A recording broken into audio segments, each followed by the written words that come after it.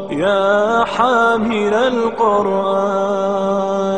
قد خصك الرحمن بالفضل والتيجان والروح والريحان يا حامل القرآن.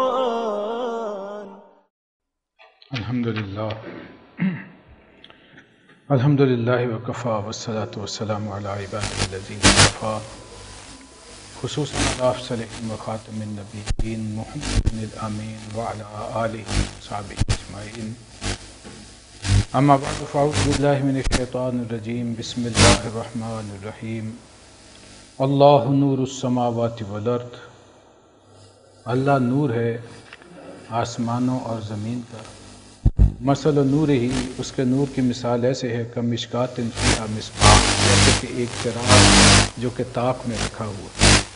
المصباح فی زجاجہ، اور اس کے ہاتھ پر ایک قندیل ہے. الزجاجہ کأنہا کوکب یوقد من شجرۃ مبارکۃ زیتونہ، اور وہ قندیل ستاروں کی مانند چمک رہی ہے. یہ چراغ جلایا گیا ہے ایک مبارک درخت کے تیل سے جس کا نام لا شرقیۃ ولا غربی، وہ نہ شرقی ہے نہ غربی ہے. یکاد زیتھا یضیء ولو لم تمسسہ نار، اس درخت کا تیل بھڑک اٹھنے کو ہے خواہ اسے آگ نے چھوا نہ ہو. یعنی جیسے ہی قریب آگ آئے وہ بھڑک اٹھنے کو تیار. نور علی نور، گویا کہ نور ہے ایک نور پر، روشنی پر روشنی. یہد اللہ لنورہ من یشاء، اللہ ہدایت دیتا ہے وَيَضْرِبُ اللَّهُ، اللہ مثالیں بیان علیم، بے شک اللہ رکھنے والا ہے. فی بیوت اذن اللہ ان ترفع ویذکر اسمہ، ان گھروں جو کہ بلند کیے گئے اللہ کا ذکر کیا جاتا ہے، ذکر کرتے ہیں. یسبح فیہا بالغدو والآصال، وہ لوگ صبح اور شام تسبیح کرتے ہیں. رجال لا تلہیہم تجارۃ ولا بیع عن ذکر اللہ، وہ اشخاص، وہ لوگ جنہیں نہیں روکتی کوئی تجارت، کوئی بیع و شرع اللہ کے ذکر سے، واقام الصلاۃ، نماز قائم کرنے سے، وایتاء الزکوٰۃ، زکوٰۃ ادا کرنے سے. اور یہ کر کے بھی یخافون یوما تتقلب فیہ القلوب والابصار، وہ ڈرتے رہتے ہیں اس دن سے جس دن کے آنکھیں اور دل الٹ دیے جائیں گے. لیجزیہم اللہ احسن ما عملوا، ایسے لوگوں کی طرف سے اللہ تبارک و تعالیٰ کے ہاں سے اجر ہے ان کے اعمال کے بدلے میں احسن. ویزیدہم من فضلہ، اور اللہ اپنے فضل سے جتنا چاہے اور بڑھا دے. واللہ یرزق من یشاء بغیر حساب، اللہ کی دین، اللہ کا رزق تو بے پناہ ہے، جسے چاہتا ہے عنایت کرتا ہے.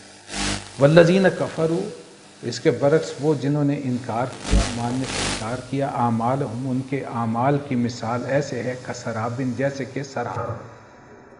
یحسبہ الظمآن ماء، جسے پیاسا سمجھتا ہے پانی. حتیٰ اذا جاءہ، جب وہ وہاں پہنچتا ہے سراب کے پاس، لم یجد شیئا، وہاں وہ کسی شے کو نہیں پاتا. ووجد اللہ عندہ، اور وہ پائے گا وہاں اللہ کو، فوفاہ حسابہ، جو کہ فوراً اس کا حساب چکا دے گا. واللہ سریع الحساب، اور اللہ تو ہے تیزی سے حساب چکانے والا. او کظلمات، یا پھر ان کی مثال ایسی جیسے کہ اندھیرے، فی بحر، سمندر میں، لجیہ یغشاہ موج من فوقہ، سمندر بھی اس صورتحال میں جب کہ طوفانی کیفیت ہو اور موج پہ موج چلی آ رہی، لہر پہ لہر ایک دوسرے اوپر چھا رہی ہو، اندھیری رات ہو. من فوقہ ہی سحاب، اور اوپر سے بادل بچھائے ہوئے. ظلمات بعضها فوق بعض، یہ ہیں اندھیروں پر اندھیرے یا تہ بر تہ اندھیرے.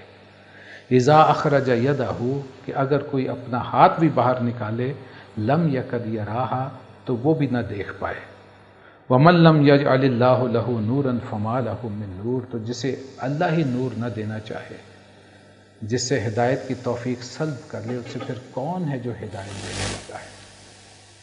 یہ رکوع آج ہمارے زیر مطالعہ ہے۔ اس کا تقاضا تو ہے کہ کم از کم 4-5 تفصیل سے نشستیں ہوں، لیکن ہمارا یہ کیونکہ مختصر دورانیے کا سلسلہ ہے تو میں یہ چاہوں گا کہ آج کی نشست میں اس مضمون کی روح کو سمجھ لیا جائے۔ عمومی طور پر ایک تصور لوگوں میں بیٹھا ہوا ہے، جب یہ آیت پڑھی جاتی ہے اللہ نور السماوات والارض، اللہ نور ہے آسمانوں اور زمین کا، تو فوراً ذہن میں خیال آتا ہے کہ اللہ کی ذات شاید نور ہے۔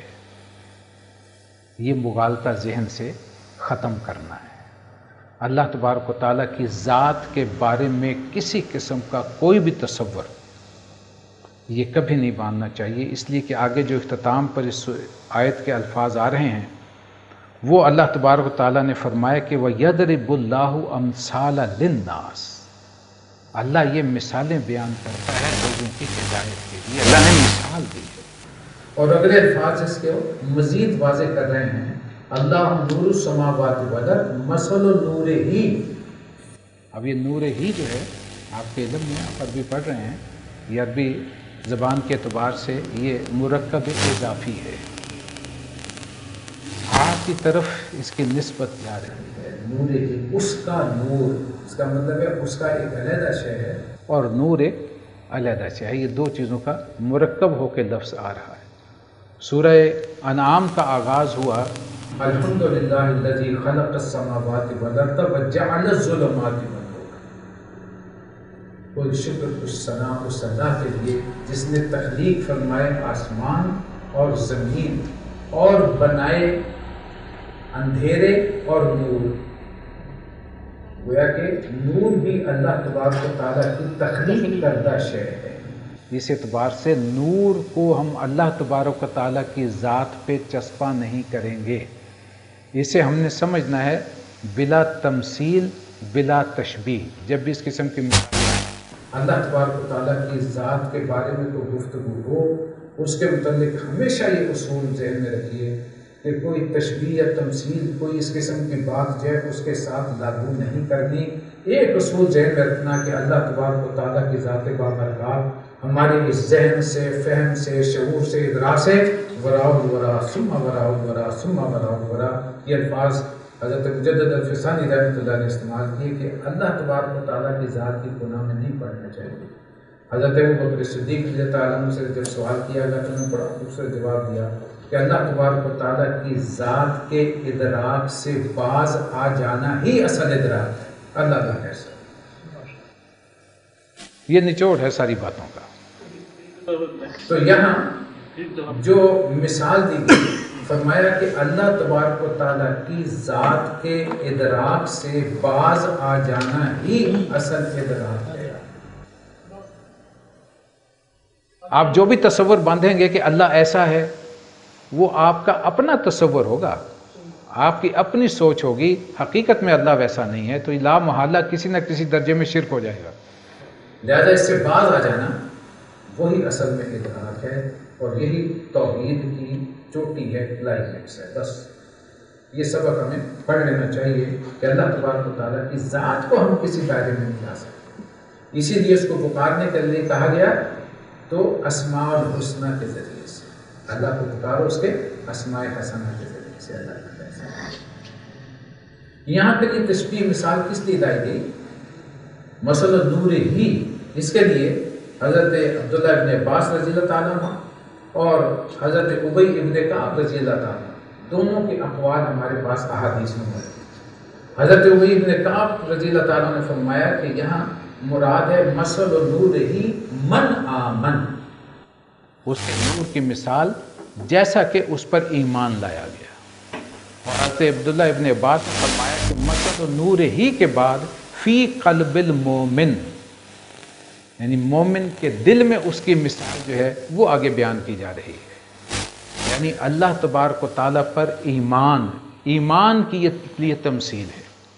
اور اس کے لیے ذرا ایک تصور میں آپ کے سامنے رکھتا ہوں، اس پہ غور کیجئے کہ انسان کا جو یہ سینہ ہے، اس پہ آپ غور کریں، اگر اسکیلیٹن آپ کے سامنے ہو، انسان کی ہڈیوں کا ڈھانچہ، تو ہماری گردن سے لے کر کے اور یہ سارا فریم جو چل رہا ہے پسلیوں کا، یہ بالکل ایک تاق کی مانند ہے۔ जैसा पुराने ज़माने में नीचे का हिस्सा चौड़ा है और ऊपर से आके ये ऐसे ताक की मानंद हो गया। और इसमें यहाँ हमारी लेफ़्ट साइड पर अल्लाह तबारक व तआला ने क़ल्ब रखा हुआ है, दिल रखा हुआ है। ये दिल समझ लीजिए कि एक चिराग की मानंद है जिस पर एक कंदील है, और इसमें रोशनी क्या है? रोशनी है ईमान। उसे जिस कदर गहराई और गिराई होगी, अल्लाह पर तवक्ल और यकीन कामिल होगा, जो इंशाल्लाह हम तफसील से अगले दर्स में सूरह तगाबुन में पढ़ेंगे, वो कैफियत हासिल होंगी तो अल्लाह तबारक व तआला उस नूर ईमान से इस सीने को मुनव्वर कर देगा। और उस मुनव्वर होने पर, यानी वो क़ल्बी ईमान नसीब होने पर, इंसान के अमल में जो चीज़ नज़र आएगी वो उसका आगे बयान आ रहा है।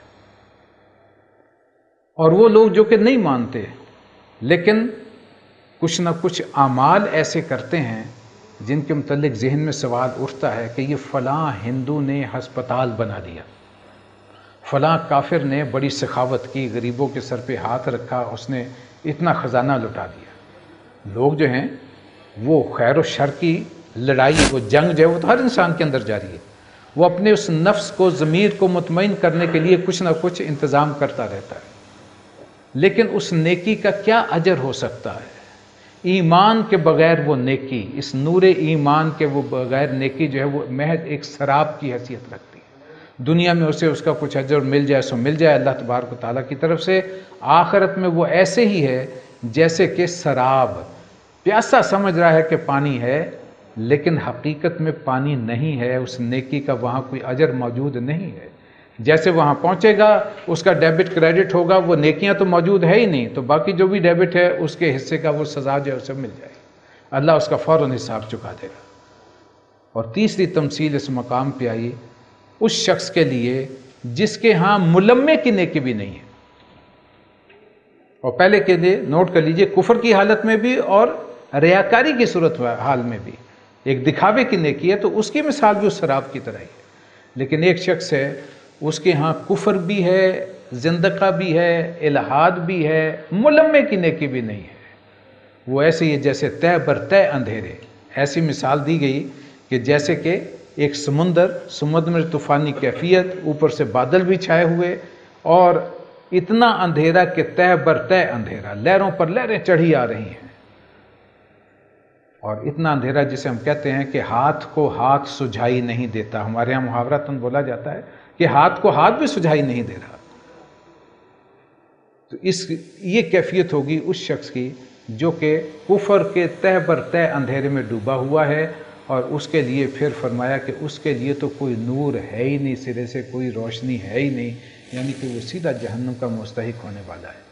कुरान मजीद में बेशुमार तमासील आई हैं, लेकिन ये वाहिद रुकू है जिसमें 3 तमसीलें एक मकाम पर आ रही हैं। चुनांचे फरमाया गया कि अल्लाह नूरुस समावाति वल अर्द, अल्लाह नूर है आसमानों ज़मीन का। मसल नूर ही, उसके नूर की मिसाल का मिशकातिन, जैसे कि एक ताक। अब ये मैंने आपको मिसाल दी इंसान का सीना, उसमें है चिराग। मिसबाह चिराग को कहते हैं। चिराग वो रखा हुआ है और उस पर है कंदील। चिराग में सिर्फ अगर बत्ती जल रही होगी और ऊपर कंदील नहीं रखे, जिसे हम चिमनी भी बोलते हैं अपनी ज़ुबान में, तो वो शोला उसका हरकत करता रहता है हवा से, तो यकसां रोशनी नहीं मिलती। अगर वो कंदील ऊपर रख दें, चिमनी ऊपर रख दें, तो शोला ठहर जाता है और वो चारों तरफ यकसां रोशनी जो है वो फैला रहा होता है, चारों तरफ उसके बेहतरीन एक माहौल जो है वो मुनव्वर हो जाता है। तो ईमान हासिल होने के बाद इंसान की शख्सियत ऐसे जगमगाती है। और इसके लिए यानी कि एक वो इंसान जो सहीहुल फितरत है नंबर 1, और उसे नूर वही भी हासिल हो जाए, नूर वही पर उसका ईमान और यकीन हो जाए, उसकी ये कैफियत है जो बयान की गई। वो उसकी शख्सियत अगर वो सहीहुल अक़ल है, सहीहुल फितरत है, सलीमुल फितरत है, वो फ़ौरन वही के पैगाम की तरफ लब्बैक करके जाता है। जैसे हमने सूरह आल इमरान के रुकू में पढ़ा था कि रब्बना इन्नना समेना मुनादी युनादी लिल ईमान अन आमिनु बिरब्बिकुम फ़आमन्ना। जैसे ही हमने उसकी पुकार को सुना, हम लब्बैक करते हुए ईमान की तरफ आ गए कि हम ईमान ले आए। रब्बना फ़ग़फ़िर लना ज़ुनूबना व कफ़िर अन्ना सय्यातिना व तवफ़्फ़ना मअल अबरार। یہ کیفیت جو کہ ایک سلیم الفطرت انسان کی، صحیح العقل انسان کی، جو کہ فطرت کی اس پکار پر جو کہ وحی کی شکل میں نازل ہوئی، اس پر فوراً لبیک کرتا ہوا آگے بڑھتا ہے۔ اس کی فطرت کی مثال یہ دی گئی جیسے کہ زیتون کا تیل جو نہ شرقی ہے نہ غربی ہے۔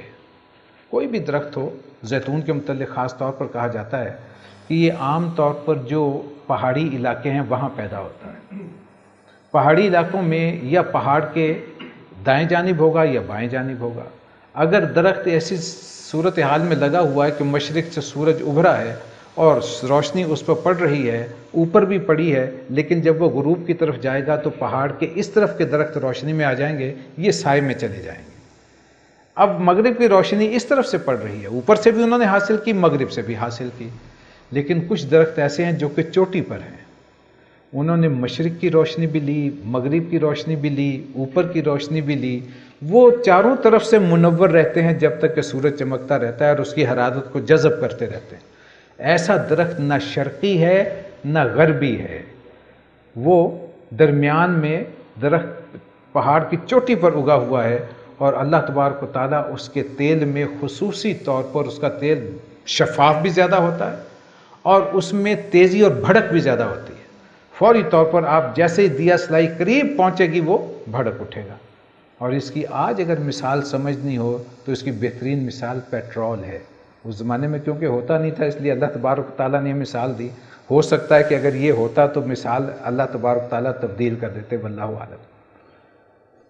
اس اعتبار سے کہ یہ ایسی شے ہے کہ اس کی سمیل بھی اتنی ہوتی ہے کہ وہ دور سے جو ہے، اس لیے پیٹرول پمپ پہ کہتے ہیں کہ جناب اس کے 60 میٹر کے دور جو ہے وہ دیا سلائی جلائی جائے، اس کے قریب، اس سے زیادہ قریب نہ آیا جائے کہ وہ دور سے بھڑک اٹھتا ہے۔ وہ کیفیت ہے صحیح الفطرت انسان، سلیم الفطرت انسان، عقل و شعور رکھنے والا انسان، جو اپنی عقل اور فہم اور شعور اور فطرت کی رہنمائی میں توحید تو پہنچ جاتا ہے۔ جیسے ہی پکار وحی کا نور پہنچتا ہے وہ فوراً لبیک کرتا ہوا ایمان پر آتا ہے۔ اور ایسے لوگ جو ہیں ان کی پھر مثال دی گئی کہ وہ ہیں جو کہ ایمان کی طرف لبیک کرتے ہیں، اور انہیں اللہ تبارک و تعالیٰ نے نور پر نور، یعنی ایک تو فطرت بھی درست تھی، اوپر سے نور وحی کی روشنی بھی حاصل ہو گئی۔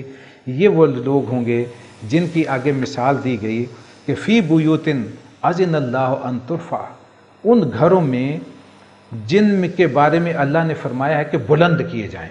اس سے مراد یہ بھی لی گئی ہے کہ مساجد بلند مقام پر بنائی جائیں، اس سے مراد یہ بھی لی گئی ہے کہ ان کی تعظیم کی جائے، مساجد میں شور و غل سے گریز کیا جائے، جتنے بھی حقوق ہیں مساجد کے وہ مد نظر رکھے جائیں، ان کا احترام کیا جائے، ان کے مرتبے کا آپ خیال رکھیں گے تو گویا آپ انہیں بلند کر رہے ہیں۔ اور اس کی مثالیں ہمیں سینکڑوں ملیں گی کہ مسجدیں جہاں بھی بستی میں بنائی جاتی تھیں اور جاتی ہیں، آج بھی کوشش کی جاتی ہے کہ اس طرح نمایاں ہوں کہ دور سے دیکھنے والے کو پتہ چل جائے کہ وہ اللہ کا گھر ہے، اسے پہنچنے میں آسانی ہو، اور وہ تمام گھروں سے بلند بنائی جائیں۔ اللہ کا گھر ہے تو اس کی وہ علو شان اس فزیکل اعتبار سے بھی جو ہے وہ ملحوظ خاطر رکھی جائے، جن کے بارے میں اللہ کا حکم ہے کہ انہیں بلند کیا جائے، اور وہاں وَيُذْكَرَ فِيهَا اسْمُهُ، اس کا نامی کا ذکر کیا جائے، يُسَبِّحُ لَهُ فِيهَا بِالْغُدُوِّ وَالْآصَالِ۔ یہ لوگ جنہیں یہ ایمان حاصل ہوتا ہے وہ صبح و شام اللہ کی تسبیح کرتے ہیں، ان گھروں کو آباد رکھتے ہیں۔ اللہ تبارک و تعالیٰ کے گھر کو جب وہ اس کے ذکر سے آباد رکھتے ہیں، توحید سے آباد رکھتے ہیں، وہاں شرک نہ کیا جائے، وہاں بدعات نہ جاری کی جائیں، وہ احترام ملحوظ خاطر رکھا جائے جیسا کہ صحابہ کرام رضوان اللہ تعالیٰ علیہم اجمعین اور اس سے پہلے رسول اللہ صلی اللہ علیہ وسلم کے زمانے میں رکھا جاتا تھا۔ اور خاص طور پر یہاں وہ حدیث بھی ذہن میں لے آئیے جس میں فرمایا کہ اللہ تبارک و تعالیٰ قیامت کے روز جب کسی شے کا سایہ نہیں ہوگا تو 7 افراد وہ ہوں گے جنہیں اللہ تبارک و تعالیٰ اپنے عرش خاص کے سائے تلے پناہ عطا فرمائیں گے، اور ان میں سے ایک وہ ہوگا کہ جس کا دل مسجد میں اٹکا رہتا ہے۔ ایک اذان ہوئی، نماز ادا کی، واپس آئے، اب منتظر ہیں کہ کب پھر پکار آتی ہے اور میں اللہ کے گھر کی طرف رواں دواں ہو جاؤں۔ اور ویسے بھی مومن کا دل مسجد ہی میں ہونا چاہیے، اس لیے کہ ایمان کا تقاضا یہ ہے، ایمان ہے اللہ پر یقین کا، اور جب اللہ سے محبت، تو آپ جانتے ہیں کہ محبوب کا در کتنا پیارا ہوتا ہے۔ تو اگر واقعتاً محبوب اللہ ہے اور مقصود اللہ ہے، تو پھر انسان یہی چاہے گا کہ زیادہ سے زیادہ اس سے لو لگائی جائے۔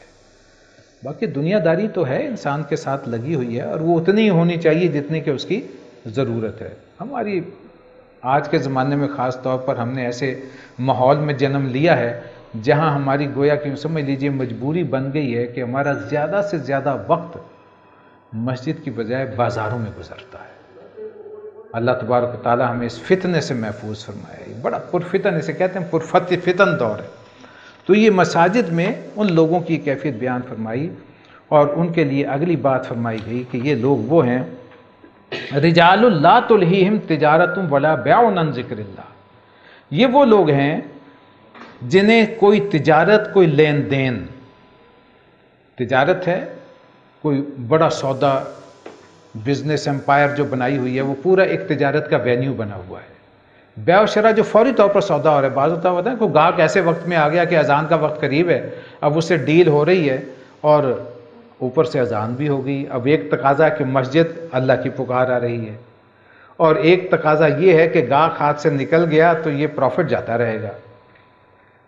اب اگر حقیقی ایمان ہے تو فیصلہ کیا ہوگا، اور اگر ڈھل مل معاملہ ہے تو بندہ پھر یہ کہتا ہے کہ اچھا چلو یہیں فارغ ہو کے نماز پڑھ لیں گے، پہلے یہ منافع جیب میں ڈالو۔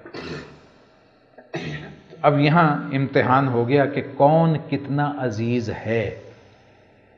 کہنے کی بات ہے آسانی سے، لیکن پریکٹیکلی آج کے دور میں یہ توکل کی کیفیت کہ گاہک جاتا ہے تو جائے، اللہ اسے بہتر دے دے گا، پہلے نماز پڑھنی ہے، پہلے مسجد جانا ہے۔ لا تلہیہم، اسے وہ غفلت میں نہیں ڈالتی۔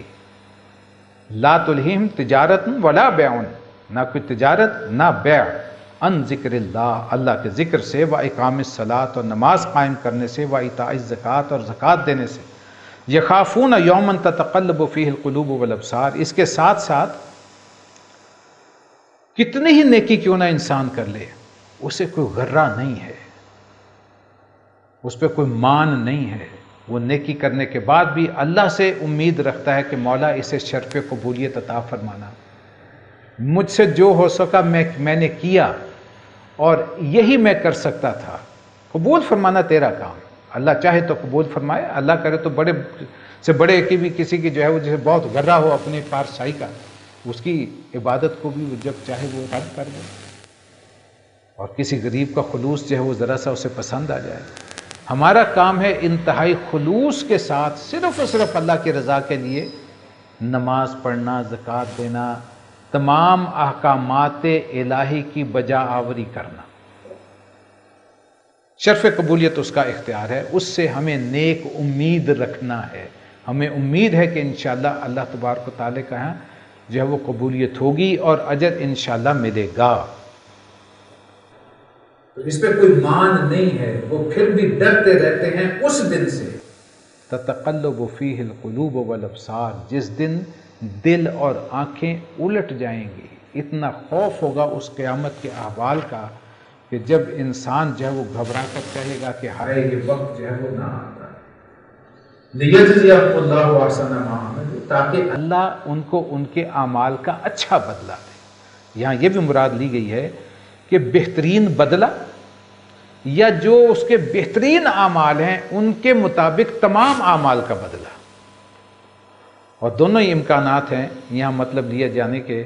اور اللہ کی عنایت سے، عطا سے کیا بعید ہے، وہ جس بندے کو چاہے جتنا چاہے نواز دے، اس کے خزانے میں کوئی کمی، لہٰذا یہاں دوسری امید زیادہ قوی رکھنی چاہیے کہ اللہ جو بہترین عمل ہوگا اس کے اعتبار سے تمام اعمال کو گویا کہ اپ گریڈ کر کے ان کے مطابق اجر عطا فرمائے۔ اتنا اجر جو ہے اگر وہ ریا سے پاک ہوں، صرف اللہ کے لیے کیے جائیں، انتہائی خلوص کے ساتھ کیے جائیں، لیجزیہم اللہ احسن ما عملوا ویزیدہم من فضلہ، یہی نہیں بلکہ وہ جتنا چاہے اپنے فضل سے اضافہ بھی جو ہے وہ عطا کرے۔ واللہ یرزق من یشاء بغیر حساب، اللہ جس کو چاہتا ہے بے حساب رزق دیتا ہے۔ رزق سے عام طور پہ ہم مراد لے لیتے ہیں کھانے پینے کی چیزیں، یہاں وہ مراد نہیں ہے۔ یوں کہہ لیجئے کہ رزق کے وہ مطلب بھی ہے، انسان کو جو بھی خیر اللہ تبارک و تعالیٰ کی طرف سے ملتی ہے، اگر اچھی نیک صالح اولاد ملے وہ بھی رزق ہے۔ سکون قلبی حاصل ہو جائے یہ سب سے بڑا رزق ہے، والدین کی خدمت کی توفیق حاصل ہو جائے یہ بھی رزق ہے۔ ہر خیر ہر بھلائی جو ہے وہ رزق کے دائرے میں آ جاتی ہے۔ اللہ نے اگر علم عطا فرمایا اور علم پر عمل کی بھی توفیق عطا فرمائی تو وہ بھی رزق ہے۔ اللہ نے کوئی جاہ و اقتدار عطا فرمایا، کوئی اس دائرے میں کوئی شے مل گئی تو وہ بھی اللہ کی طرف سے رزق ہے، اور اسی رزق میں سے وَمِمَّا رَزَقْنَاهُمْ يُنْفِقُونَ، جو کچھ اللہ نے عطا کیا ہے اسے اللہ کے راستے میں خرچ کرو۔ ظاہر ہے کہ سبھی انسانوں کو دولت تو نہیں ملتی، کسی کو اگر کوئی صلاحیت ملی ہے، کوئی ہنر ملا ہے اور وہ دوسروں کو بانٹے، اس میں شیئر کرے تو وہ بھی انفاق ہے۔ اس نے اللہ کے دیے ہوئے اس علم میں سے، اس ہنر میں سے، اس نیکی میں سے، خیر میں سے، بھلائی میں سے جو بھی دیا وہ انفاق ہے، انفاق فی سبیل اللہ ہے۔ وہ اسی کے دائرے میں جو ہے اللہ تبارک تعالیٰ اس کے انشاءاللہ لکھے۔ یہ ان کی کیفیت جنہیں وہ قلبی ایمان نصیب ہو جائے، اور اس کے بعد وہ جنہوں نے ریاکاری کی یا جنہوں نے کفر کی حالت میں کوئی اعمال کیے ہیں، والذین کفروا اعمالہم کسراب، اور جن لوگوں نے کفر کیا ان کے اعمال کی مثال ایسی ہے، یحسب کسراب بقیعۃ یحسبہ الظمآن ماء، ان کی مثال ایسے ہے جیسے کہ سراب، چٹیل میدان میں سراب نظر آ رہا ہے اور پیاسا اسے سمجھ رہا ہے پانی۔ اب چٹیل میدان جو ہے وہ عموماً صحرا کی یہ کیفیت ہوتی ہے کہ چاروں طرف کہیں کوئی سبزہ نظر نہیں آتا۔ چٹیل اسے کہتے ہیں جہاں کسی قسم کا کوئی سبزہ نظر نہ آئے، کوئی گرینری نہ ہو، کوئی درخت نہ ہو، اور وہاں کہیں ریت پڑی ہے تو دور سے ایسے چمک رہی ہوتی جیسے پانی ہے، اور پیاسا اس ماحول میں اتنا شدت اس پہ ہوتی ہے پیاس کی، اگر وہاں پیاس سے انسان تڑپ رہا ہو وہ دیوانہ وار بھاگتا ہے کہ کسی طریقے سے میں پانی تک پہنچ جاؤں اور میری جان بچ جائے۔ اور پھر یہ سراب وہاں پہنچتا ہے تو وہاں کچھ نہیں، آگے نظر آ رہا ہے پانی ہے، پھر دوڑتا ہے اس طرف، وہاں بھی کچھ نہیں، پھر اور دوڑ لگاتا ہے، تیسری طرف پانی نظر آ رہا ہے، لیکن اتنے عرصے میں بیچارے کی جان چلی جاتی ہے۔ جان گئی، فوری طور پہ حاضر ہوا اللہ کی بارگاہ میں، تو اس کا نقشہ کھینچا گیا، حتیٰ اذا جاءہ، یہاں تک کہ وہ وہاں پہنچا، لم یجدہ شیئا، لیکن وہاں تو کچھ بھی نہیں پایا اس نے، ووجد اللہ عندہ، اس نے پایا وہاں اللہ کو، فوفاہ حسابا، اور اس نے اس کا حساب فوراً چکا دیا۔ اللہ فوراً حساب چکا دینے والا ہے، اس لیے کہ واللہ سریع الحساب، کہ اللہ تو ہے ہی بڑی سرعت کے ساتھ حساب پورا کرنے والا، چکا دینے والا۔ ایک سیکنڈ نہیں لگے گا۔ آج ہمارے یہاں اتنی لمبی کیلکولیشن ہوتی تھی، کسی زمانے میں ہوا کرتا تھا، ٹیسٹ ہوا کرتے تھے کہ استاد جو ہے بہت بڑی رقم لکھ دیا کرتے تھے، درجنوں انٹری لکھنی اور اسٹوڈنٹ سے کہنا کہ اچھا مجھے بتاؤ اس کا ٹوٹل کتنا ہے۔ تو آج تو صورتحال یہ ہے کہ وہ ایک کلک پہ جو ہے وہ لاکھوں انٹریز کا جواب جو ہے سیکنڈز میں سامنے آتا ہے۔ تو کیا اس سے بات سمجھ میں نہیں آتی کہ اللہ تبارک و تعالیٰ کے پاس نہ جانے کس قسم کے جائنٹ کمپیوٹر ہوں جو ایک سیکنڈ میں حساب کتاب کر کے ہمیں سامنے رکھ دیں گے کہ تم ہو کون، ہو از ہو۔ آج سے 1000 سال پہلے، 500 سال پہلے، 200 سال پہلے، 100 سال پہلے بھی ذرا کچھ حقائق جو تھے وہ سوچنے پر مجبور کرتے تھے، خاص طور پہ ان لوگوں کو جن کے ذہن میں کوئی ریب ہے، وہ ایمان بالغیب کی کیفیت ذرا تھوڑی سی متردد ہوتی ہے، آخر کیسے ہوگا؟ قرآن کہتا ہے کہ ایک وہ کتاب ہے، وہ وضع الکتاب، وہ وضع کر دی جائے گی لا کے، اور انسان دیکھے گا کہ یا ویلتنا، ہائے میری شامت، یہ کیسی کتاب ہے، لا یغادر صغیرۃ ولا کبیرۃ الا احصاھا، کہ کوئی چھوٹی سے چھوٹی بھی میری زندگی کا باب، کوئی حرکت، اور بڑی سے بڑی بھی کوئی اسکیم جو میں نے بنائی تھی کوئی ہے ہی نہیں جو اس میں درج نہ کر دی گئی، ایک ایک شے موجود۔ اور وہ کتاب جو ہے اس میں سے اس کا پورشن جو ہے اس کی چپ نکال کے انسان کے گلے میں ڈال دی جائے گی، لو بھی اسے کلک کرو آج کل ہوتی ہے نا اتنی سے وہ کان میں لگائی، اس میں پتہ نہیں سینکڑوں تقاریر جو ہیں وہ، اور لوگ نغمات بھی جو ہیں وہ انہوں نے انٹر کیے ہوئے ہوتے ہیں اور وہ اسی سے سن رہے ہوتے ہیں. آدمی حیران رہتا ہے کہ یہ کیا کیا سنائی جا رہا ہے، صرف اسی میں سب کچھ آ گیا. تو اللہ کے یہاں بھی جو ہے وہ اعمال نامہ لٹکا دیا جائے گا اور کہا جائے گا کہ پڑھ لو آج اپنی کتاب کفا بنفسک اليوم علیک حسیبا، آج تم اپنی کتاب پڑھنے کے لیے خود ہی کافی.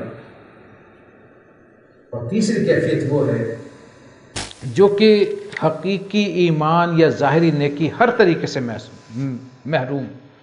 او کا ظلمات فی بحر لجی یغشاہ موج من فوقہ موج ومن فوقہ سحاب. اندھیروں کی طرح کسی گہرے سمندر میں جیسے چڑھی جاتی ہو موج پہ موج، اور اس کے اوپر ہو بادل اندھیرے، اور اندھیرے بھی ایسے کہ جب اپنا ہاتھ نکالے اذا اخرج یدہ لم یکد یراہ، کوئی شے نہیں نظر آ رہی. یعنی تہ بر تہ اندھیرے میں ہے. یہ وہ شخص ہے جو ایمان اور عمل صالح دونوں سے محروم، اور یہ وہ جس کے لیے جہنم کا پکا فیصلہ ہے. اس کے لیے اللہ نے کوئی ایمان کی روشنی رکھی نہیں، اس لیے اگلے الفاظ فرمایا وَمَن لَّمْ يَجْعَلِ اللَّهُ نُورًا فَمَا لَهُ مِن نُور. جس کو اللہ ہی روشنی نہ دے اس کے لیے کون ہے روشنی عطا کرنے والا. اللہ تعالیٰ ہمیں سمجھنے اور عمل کرنے کی توفیق عطا فرمائے. يا حامل القرآن قد خصك الرحمن بالفضل والتيجان والروح والريحان يا حامل القرآن